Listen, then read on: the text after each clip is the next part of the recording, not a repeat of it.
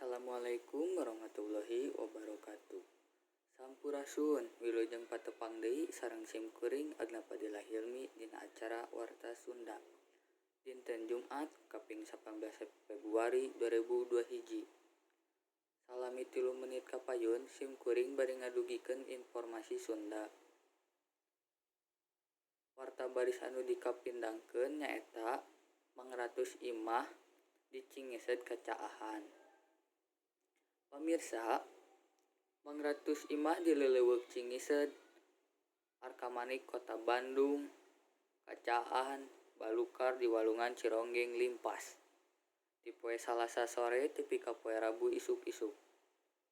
Eta caah masih ngeueum sawatara imah warga. Antukna warga teu bisa ka mamana. Dumeh eta jalan diblokir keneh ku panghalang tina kai jeung dreum. Tepi ka poe Rabu isuk-isuk, caah masih ngeueum sawatara imah warga. Sanajan kitu, caah mimiti ngorotan tepi ka 30 cm.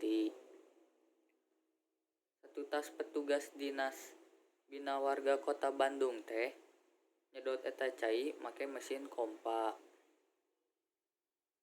Najan caina ngorotan, kagiatan warga di Leuleweuk Cingised, Arkamanik Kota Bandung masih kateug. Pangna kitu jalan pikeun ngajungjung ka imahan warga teh masih diblokir tur kakeueum.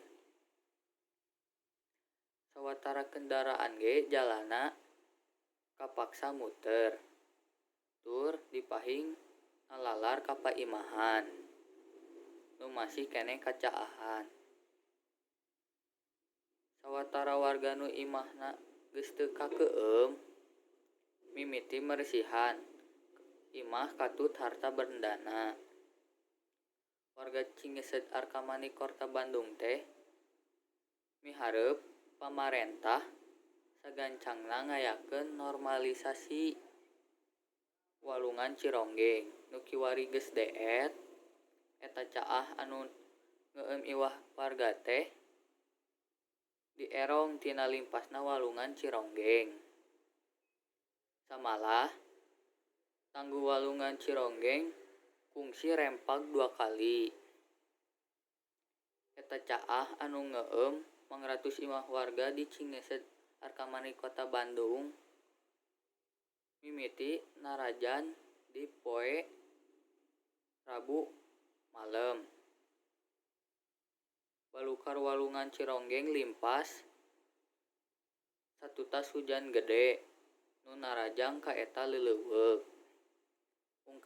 Mung sakitu nu dipike hatur ku simkuring. Wilujeng patepang deui dina warta anu bakal dongkap.